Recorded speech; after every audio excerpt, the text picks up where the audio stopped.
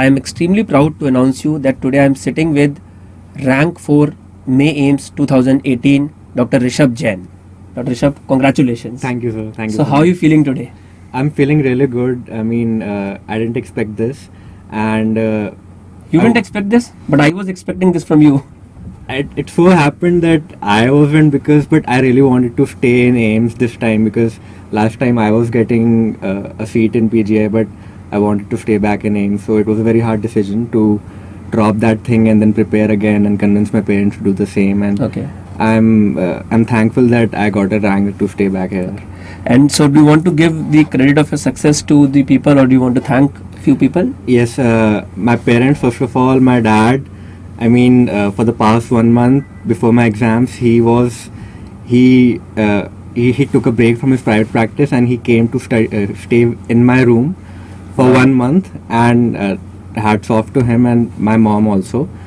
And all credit goes to my parents, frankly. Okay. Rishabh, you were our foundation student as well as TND student. Yes. So, can you please tell to our students about the courses that we offer to the students in the foundation first, and then we'll move to the TND? Yes, so I joined Bhatia Foundation course in 8th semester, and so in 6th and 7th semester I didn't study that much because of a lot of college things, and in 8th semester I decided to join a coaching so as to streamline my preparation. And the foundation course actually helps you to have a concise notes on which you can build up. So, like, it's very important to read textbooks, and 8th and 9th semester, 6th, 7th, 8th, 9th semesters are the only time in MBBS where you can like actually read textbooks. And I would recommend students to add on the stuff you read from textbook into your coaching notes so that it becomes a kind of a comprehensive thing which you can revise and take reference in your internship for TND. So that really helped me. And I remember I had good notes for medicine, for surgery, and for obs-gynae, and so it really helped me to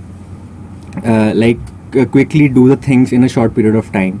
And in internship, then I joined Bhatia TND, and the main advantage of TND, what I find is that it kind of builds a schedule.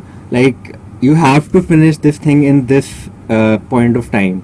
So that kind of helps you to not waste much time, and time is of utmost importance in examination like PG preparation. So that really helped me to like have a schedule on which I could build my studies on. Rishabh, there is one question that I often get from the students is that you, in order to top and to get a single digit rank within top 5, you need to be a bookworm. Like, you need to study almost every day the books. So what was your normal schedule? Were you a bookworm?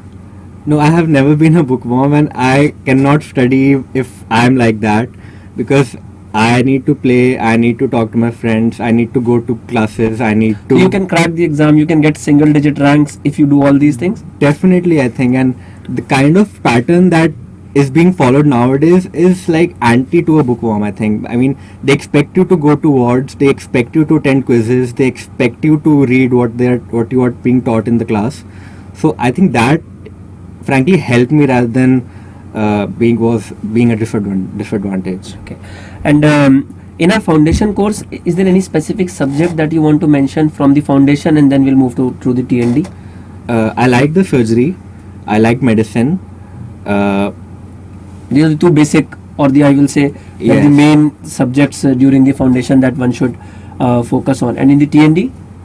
In TND, I really liked anatomy by Dr. Ashwani, pharma by Dr. Saurabh, surgery by Dr. J, and pathology, I really like pathology by Dr. Vandana.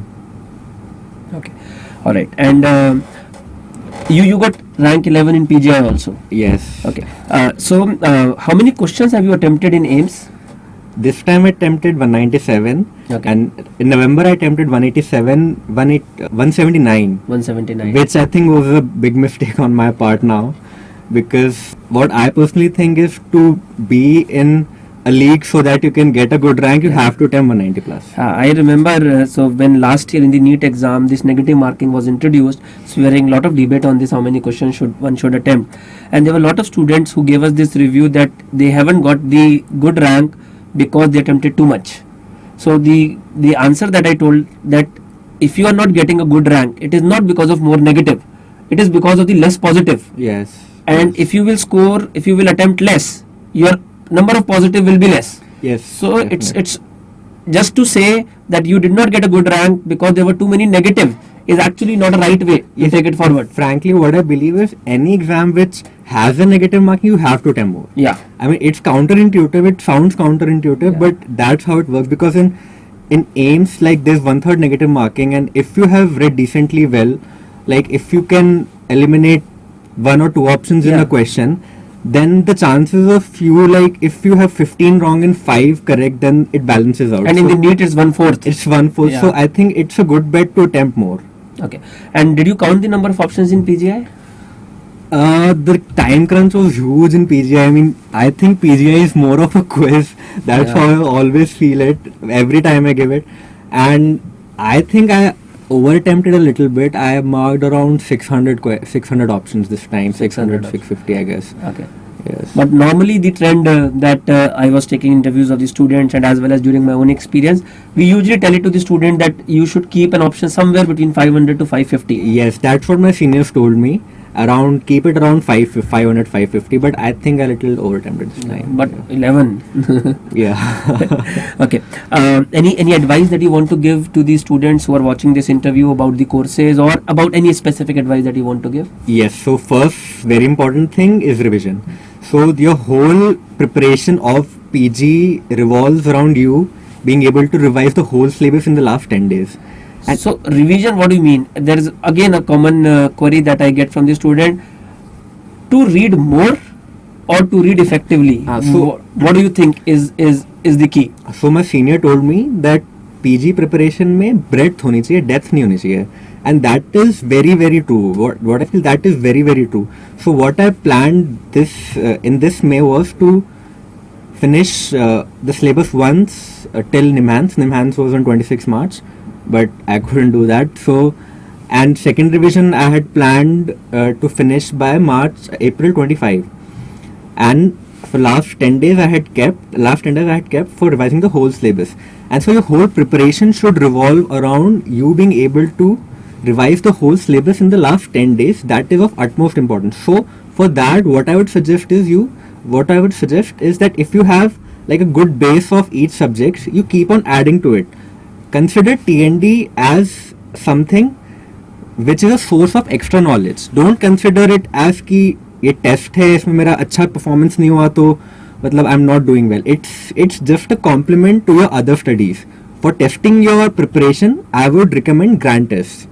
Grant tests are a better judgment of how you are preparing and how your preparation is going, rather than the class tests which TND offers. And an improving trend, just an improving trend, not a very good rank, not a top 10 rank, just an improving trend is sufficient for you to believe that you are going in the right direction. Okay. And what about images? Lot of students are worried about images. So what is your suggestion on that? I think like spending too much time on images just takes it all. I mean, the images that are asked are from the standard textbooks again, and kind of logical. Like if you're good in theory, you can kind of make it out. Like this time, there was a cortical hysterectomy specimen in ENT, and it was very difficult.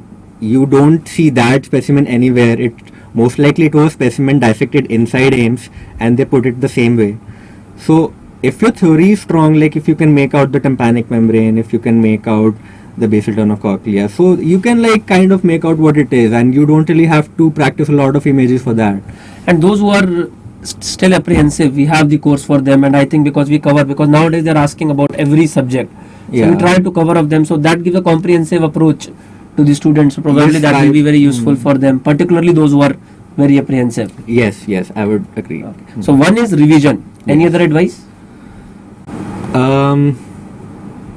Any other advice is like don't go after too many books. Like the problem with PG preparation nowadays is not the paucity of material but the excess of it, and so you kind of need to know where to study from where and when to stop. when to stop. Yeah. Exactly. So, and definitely depth math is not very important in PG preparation because the kind of questions they are asking